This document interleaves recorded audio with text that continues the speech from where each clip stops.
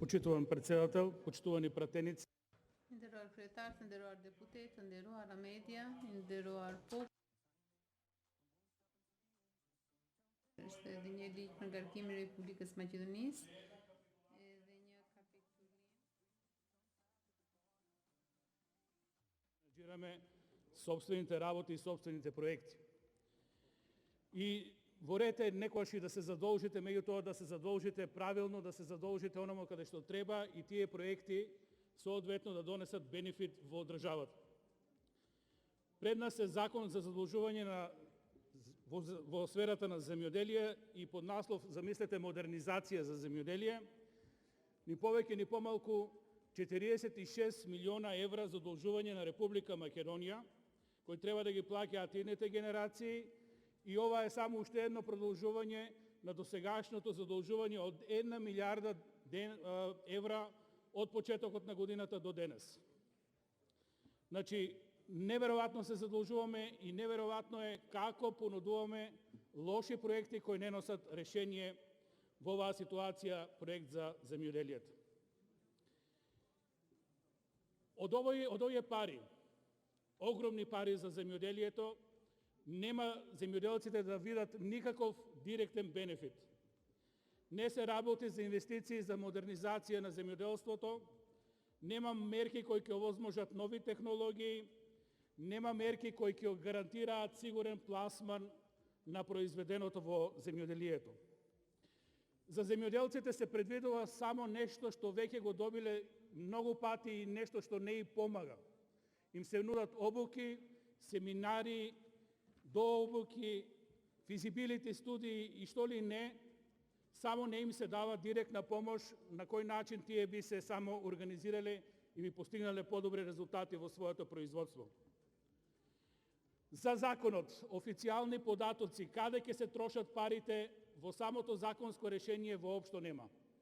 Тоа му остава простор на законодавецот како сака да ги троши овие пари, затоа што во законското решение, покрај тоа што се дават позиции што се планира со проектот, нема финансиска конструкција на кој начин државата ќе ги троши парите. Тоа и остава доволен простор на власта, која знаеме како знае да ги троши народните пари, да ги инвестира каде што сака и како сака и колку сака. Ваквото законско решение само по себе е контраверзно и буди сомнеш за тоа што веќе сме го виделе. Едноставно, не нудење решение, зимање кредити и не знаеме после каде парите ќе завршат. Што се однесува до тоа што го нуди проектот, веќе како по дефолт ни стана пракса да нудите обуки, да нудите физибилити студии, мониторинзи, следење на работите, како демек земјоделците не знаат да произведат, не знаат да сработат и воопшто не го тангирате проблемот кој ги мачи нашите земјоделци. Како да се модернизира земјоделството, како да се модернизира земјоделскиот процес и како успешно да го продадат, односно дистрибуираат тоа што го произведуваат. Чисто околу проектот, тоа малку што сакате да го инвестирате како директни инвестиции во инфраструктура на земјоделието, се планираат 3 големи дистрибутивни центри во Скопје, Струмица и Ресен. Прашањето е колку овој модел ќе ги задоволи потребите на македонското земјоделие. Затоа што треба да знаете дека земјоделие има во целата држава и 3 центри воопшто не го решаваат проблемот на дистрибуција на земјоделските производи. Транспорт од еден град во Струмица ви е директно транспорт од големи размери кој дополнително го оптеретува производството и веќе ви станува неконкурентно. Се работи за големи пари, се работи за тотално незнаење што се овие пари. На комисија од заменик министерот директно слушнавме дека немаат одговори како овие дистрибутивни центри понатаму ќе се менаџираат. Значи, државата ќе инвестира 46 милиони евра во нешто што не знаеме како ќе функционира. Владата нема концепт како да ги работи после овие дистрибутивни центри. Нема одговор.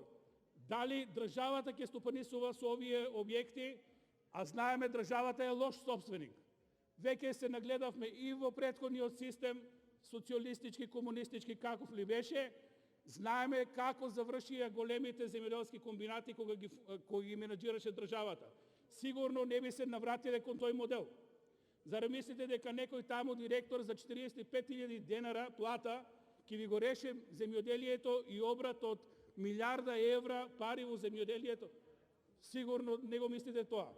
Тоа е голема заблуда кај вас директно, ако мислите дека со 20 партиски вработување во овие проекти ќе ги решите проблемите на земјоделците. Не знам како размислувате или сепак може би размислувате. Вториот модел е јавно-приватно партнерство. Тука веќе знаеме што ќе се случи. Еве нека погоди од прва македонската јавност и јавно поставам прашање кој ќе го купи после сето ова. Кој ќе купи во Струмица, кој ќе купи во Ресен, кој ќе купи во Скопје. На мене ми е кристално јасно од овие 50 милиони евра што ќе ги инвестира државата, што цела држава ќе ги враќа, на крајот, верувајте ми, памтејте го овој збор, ова ќе се купи за не повеќе од 7 милиона евра. Ќе формирате некоја јавно-приватно партнерство, некоја приватизација, некоја заблуда, не знам што ни се случи, се изгубивме во просторот и вака ќе летнат 45-6 милиона евра пари на граѓаните, ништо нема да добијат земјоделците со овој проект. Може да се фалите и да кажувате дека ова ќе го направиме. Тоа е чиста демагогија, заблуда. Ова е само перење на пари и уште еден проект, уште една коцкичка во мозаикот како некој сака да биде милиардер во оваа држава. Едноставно државата одработува некој да стане милиардер. Ова нема да заврши кај земјоделците.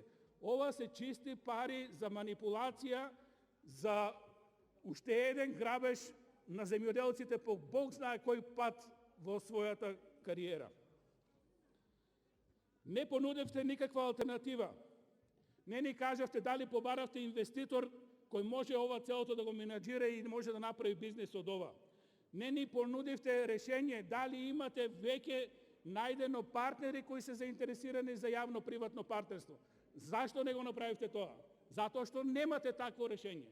Нити баравте инвеститори кои ќе инвестираат во Република Македонија за откупно-дистрибутивни центри. Тоа го нема. Де факто, немате понудено нити модел да знаете заинтересирани инвеститори во јавно-приватно партнерство. Зошто? Затоа што го нема. Што ни останува? Ни останува решението државата да инвестира огромни пари и на крајот некој ова ќе го здипли во некој симпатичен договор, нема чарен, нема излез, државата е лош собственик, ќе го продадеме. Па веќе вие кажувате дека ќе продавате државен имот. Па дури ќе ја продавате и земјата.